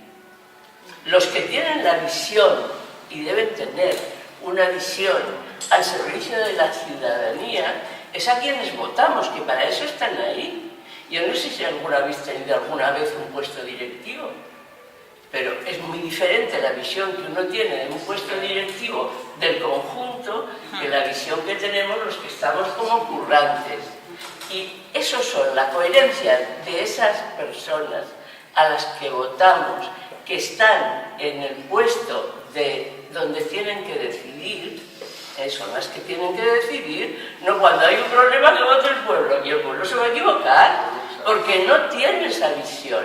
Nos ha pasado ya en España, cuando votamos no a la OTAN, y gracias que hubo un político que dijo, habéis votado que no, pero os habéis equivocado, porque en este momento hay que entrar en la OTAN.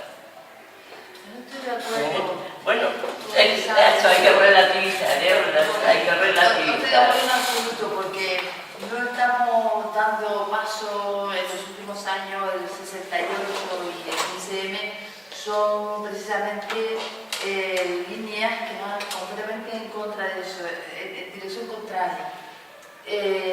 La democracia representativa, bueno, es una opción, quizás casi de lo mejor que podemos tener, pero hay una utopía, y es que en lo diverso, la diversidad de opiniones, pero de cualquiera, es decir, el que no está preparado también, él sabe, nosotros aquí tenemos un problema típico, la mole, ¿no? Y la pregunta, lo que está por todos lados es, ¿qué hacemos con la mole?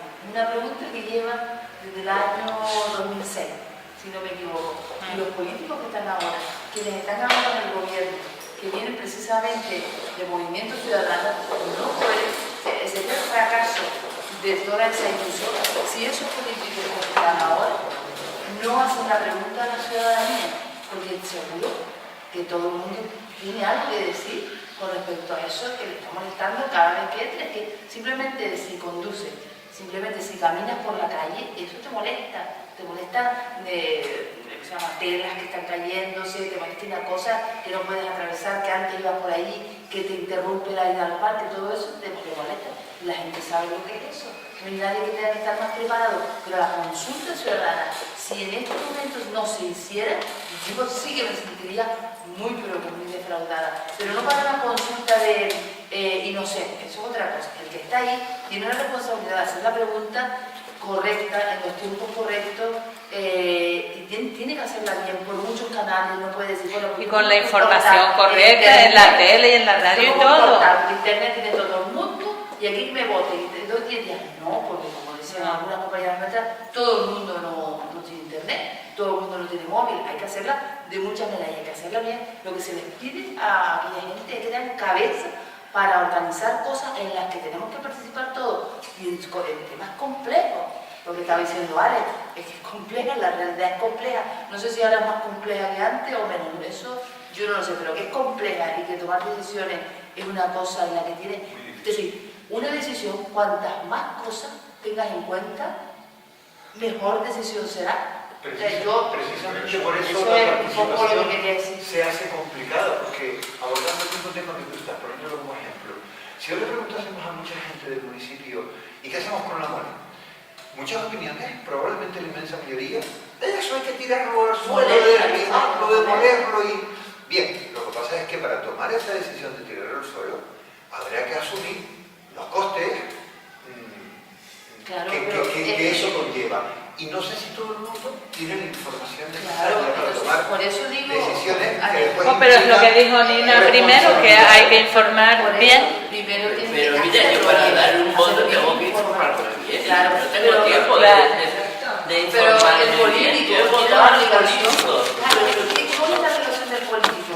No de tomar la decisión, sino de hacer lo que sea para que tú como ciudadano puedas tomar decisiones en cosas como esta, no en todo el día a día, pero si el político no te informa exactamente de cuál es la situación de la mole, que tú quieres molerla, lo que quieras molerla, dice la gente, ¿sabes cómo molerla? Pues tienes que saber el coste, ¿qué va a pasar con eso? No, quitar solamente la parte que se hizo tal, que invadió, no sé cuánto. Bueno, pues eso cuesta tanto. Eso es lo que tiene que hacer el político.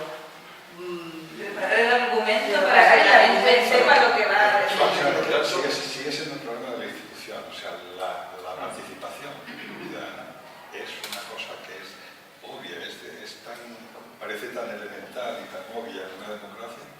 El problema es las dificultades de cómo instituir esa participación. Si la participación ciudadana fuese, o alguien se inventase cómo encajarla en el ayuntamiento,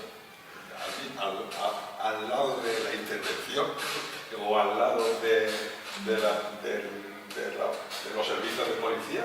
La policía tienen sus locales, porque no tienen locales y qué sé yo, y funcionarios que sean expertos de todo. O sea, el problema sigue siendo de cómo articular pero hay que ser valiente, hay lugares que lo han sido. Hay cosas, dice, hombre, se han inventado cosas, las asociaciones de vecinos se han inventado, inventadas y están.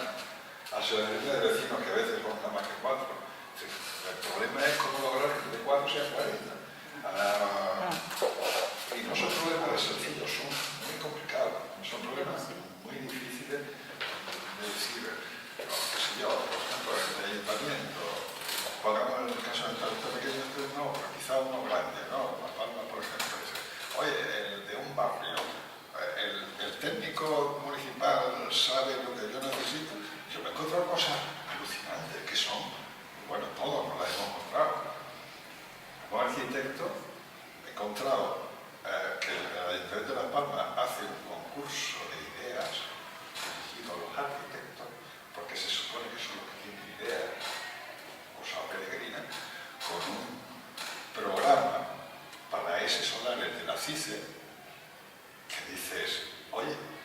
tu ayuntamiento, que se supone que conoce la ciudad, que se supone cuáles son sus problemas, tiene que suponer que el que te gobierna sabe qué es lo que está haciendo.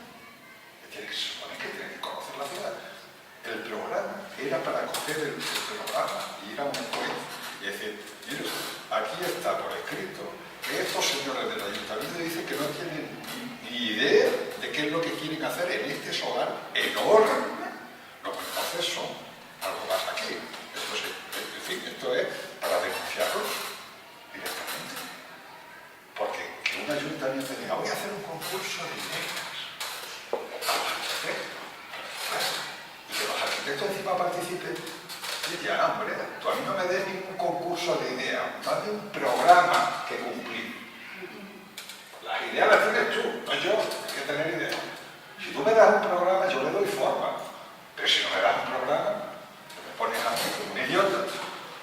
Eso es que aquí parece... Comentaba alguien que en esto de lo que estamos hablando, por ejemplo, un determinado grupo político que llega al poder y tal, y ha ido con un programa. Entonces, pongamos el caso del amor, es nuestro caso. Lo que no puede hacer ese grupo político es decir que va a hacer, que dentro de las posibilidades de lo que se vaya a hacer, de esas ideas posibles, está, yo sé, a lo mejor hacer un centro comercial.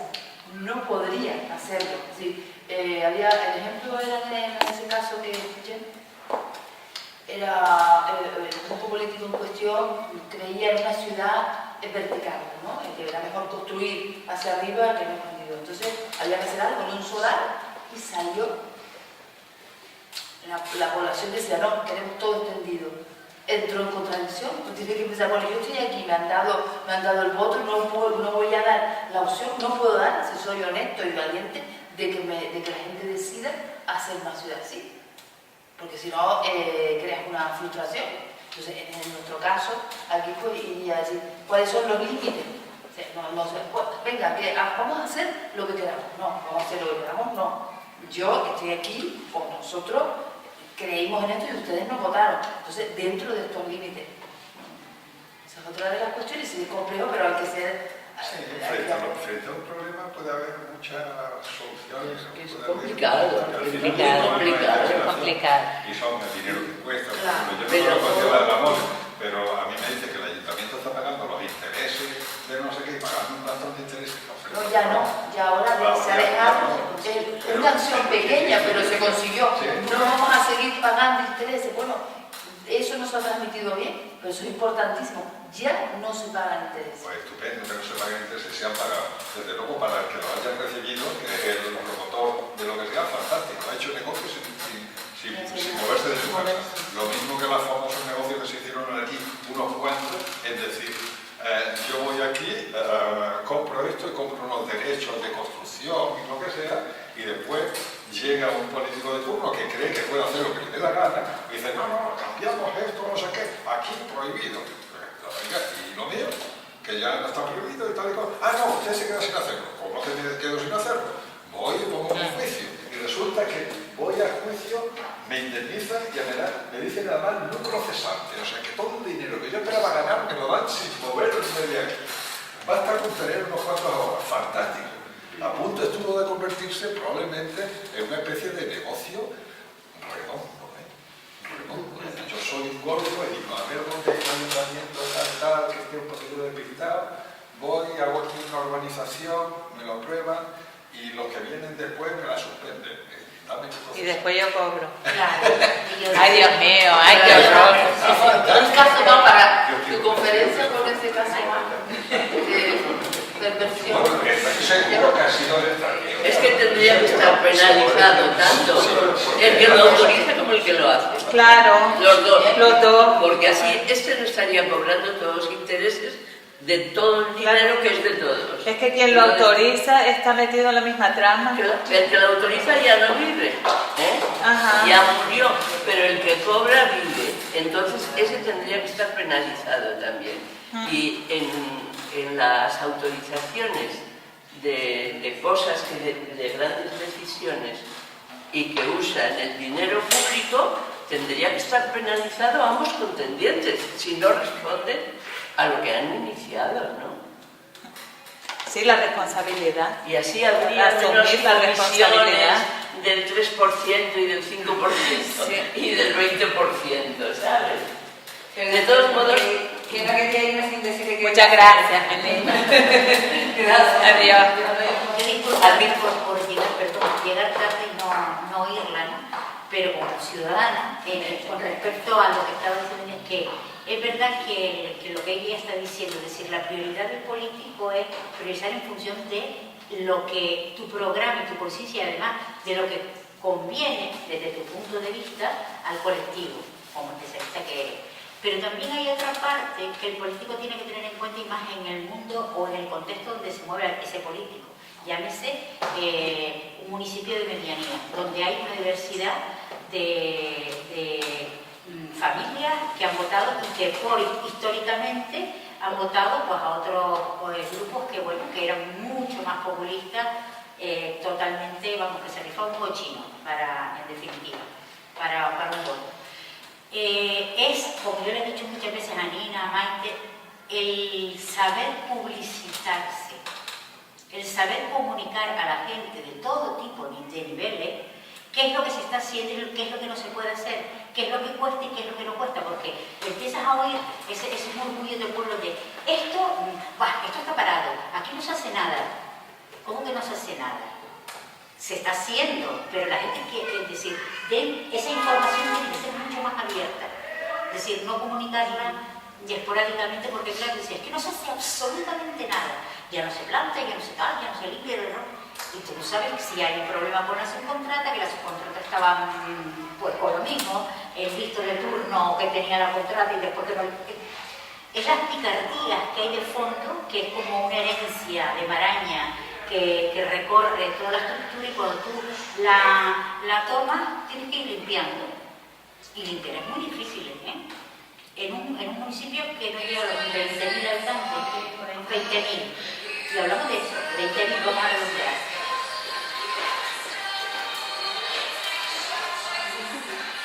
Sí, yo no sé si estarás de acuerdo o estás de acuerdo con lo que estoy diciendo, porque es tan difícil. Y todo el tiempo que se tiene que perder, ¿no? Toda la energía que tienes que emplear en dejar, es como decir, voy a dar una fiesta, y tienes que empezar por raspar el suelo hasta dejar el espacio apropiado para la fiesta, y es mucha energía que se pierde. Y aparte claro, sí. Después de esa vida de confianza, trabajar y entendible. con los recursos humanos, los recursos humanos que hay dentro y que están algunos viciados por hábito, simplemente por hábito, no es porque hagan mal su trabajo, sino por el hábito viciado de me controlo, yo salgo, me voy a desayunar y digo, solo desayunando, digo, me encantó. Digo, así yo, vamos, me monto un trabajo estupendo, 2 horas desayunando en la cafetería. Chacho, tú no tienes conciencia, me da vergüenza que se me vean en la cara, ¿qué quieres que te diga? Es una sensación de conciencia. Entonces, claro, es tan difícil acometer una obra de esa magnitud cuando ha habido años tras años de desidia, inoperancia, abuso. Sí, una tradición de que hay alguien que gobierna, o sea, en este caso un rey o reza o algo así, y los demás no decían, la inmensa mayoría, o sea, España, que es algo que lo diferencia en cualquier caso en Inglaterra, y no tenemos una tradición de que el poder está ahí. Estamos hablando de muchas generaciones de que el poder es arbitrario y sigue siendo. O sea, tú vas hoy a un ayuntamiento que aplican una ordenanza y que la verdad es que es asistido. O sea, vas allí a ver si por casualidad no tiene problema. Un organismo. ¿Sabes? Sí, o sea, entonces es la mentalidad del esclavo, del que es esclavo, digamos, no es el que es. Pero es que te tratan además como esclavo. Tú coges las leyes, te siguen sancionando y te tratan como un esclavo, y si te coge cualquier ley, casi está implícitamente dicho en que usted no tiene la razón. Cosas, por ejemplo, que están en leyes. Tú protestas, mandas una carta a un ayuntamiento, hay una ley que dice que yo te contesto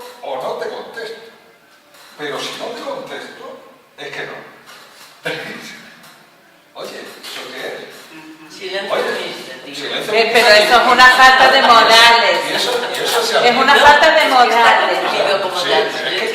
Eso cambiaría, escucha, eso cambiaría si dijera, mira, usted me manda una carta, me doy 3 meses para contestarlo, porque puede ser un problema complejo y lo que sea. Y si yo en 3 meses no te contesto, es que sí. Claro. Oye, entonces las cosas empezaron a cambiar. Digo yo que empezaría Sí, a porque cambiar. es que, ¿sabes? Lo del silencio administrativo ese es una cosa que ofende a las personas que han solicitado algo, porque es negarle hasta la propia existencia. O sea, no es nada, tú no eres nada, has llegado allí y duele, es un desprecio. Un desprecio, ¿sabes? Pues dime que no, tío, dime que no, si se puede decir que no sin ningún problema, dime que no, pero no me ignores. Sí. No, de ¿Sabes? entrada no es ni que no, de entrada es no diciendo, sé educado y contéstame, porque para eso he votado, pero vamos a decir es que están tan aturdidos del trabajo.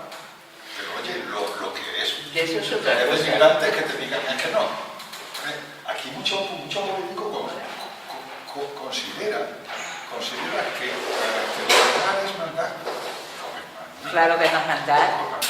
Gobernar es otra cosa. Claro. Es otra cosa bastante, muy complicada. Y en la que se quiere gobernar bien, por un lado está la ideología, por el otro lado están los intereses, más o menos, por el otro lado está la participación.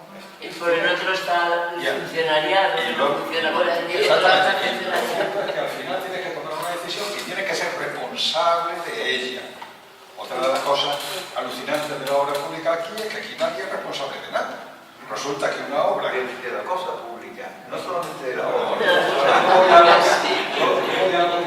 yo he visto las públicas, ¿sabes? Estamos poniendo ante el Tribunal de Justicia la prolongación del vaso de Nerón, que eso directamente es la prueba de una prueba social. O sea, aquello no es de nadie. Se ha gastado un dinero europeo con un proyecto que no llegó a acabarse, pero después se tiró. Yo he sido testigo de tirar una cosa y volverla a hacer. Yo he sido testigo de cosas absolutamente inconcebibles. Esto ha costado 100. No, pero resulta, o tú proyectas que ha costado 100, después ha salido 200. Pues, y esas cosas, ¿cómo se arreglan esas cosas? Son arreglables. Lo que pasa es que son difíciles de arreglar. Pero desde luego, por lo que pasa, es que el que haya metido la pata desde el punto de vista político, bien sea por ignorancia o por lo que sea, que pague. Que pague, sea con su expulsión de la política, o sea con lo que sea, o que pague con su dinero, yo qué sé, o que vaya a la cárcel directamente, porque lo que no hay derecho es que si hacer una cosa vale bien, lo que no hay derecho es que valga 100. O sea, no puede ser, no puede ser, eso es imposible. Y eso será difícil, pero no imposible. No imposible. Las cosas de los mecanismos estos que hay de las mesas de contratación, esas cosas, que parece que es una libertad imposible y por ahí se ha ido muchísimo dinero. Muchísimo dinero. Bueno, exacto, si dieran cuentas reales serían millones y millones perdidos de ocupación que no se están Si hay cosas que se han hecho aquí, que yo cuando me enteré, rápidamente, yo alucinado. Por ejemplo, cuando salió, me enteré en un momento dado de la intervención de la Secretaría, ¿no? Sobre todo la intervención que en los ayuntamientos, que da el visto bueno para dar dinero, ¿no? Que es una figura de Estado, de escenario. Eso debería ser una especie de ministerio de los interventores. Y los interventores deberían ser señores que hoy están aquí y pasado mañana aquí, para no tener problemas de tal. Resulta que hoy me entero de que hubo una ley en el año 80 y tantos de que la capacidad sancionadora de esos funcionarios no es del ministerio, sino es del propio alcalde o del propio tal. Dice, fantástico, ¿no? Dice, se supone que tú le pones a un policía, como si tuviera un policía, la policía de tu barrio, y dijera, ojo, que como le pongas una multa, te lo pongo yo a ti. Y viceversa. O te sanciono. Y viceversa, la figura del interventor que también frena en las iniciativas del alcalde porque sigue siendo porque es un poder paralelo que, ojo, yo tengo esta idea, necesito este dinero y lo cojo. Y yo soy totalmente contraria a tu pensamiento. La cosa no es tan sencilla. familia. Pero eso, que No, es pero hay una cosa muy laboral. sencilla, una cosa muy sencilla, que es decir, mire, la capacidad, yo soy una cosa distinta del ministerio, ¿no?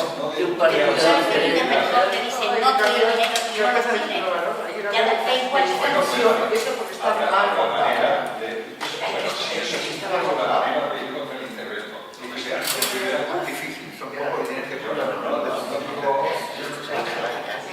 que digo es que los interventores, hay una cosa clara, de institución, que es que el interventor no puede ser un señor arraigado aquí, porque si te arraigas aquí creas un montón de dependencias, a nadie quiere irse por allí, todos quieren estar allí con uno, con el otro, con el de más allá, quiere conservar su puesto, no tiene No, problema. es que tiene la plaza, funcionario en plaza. En plaza y además, pues eso ¿Tienes otra ideología? Pues yo, pues a mí me gusta, no me quiere hacer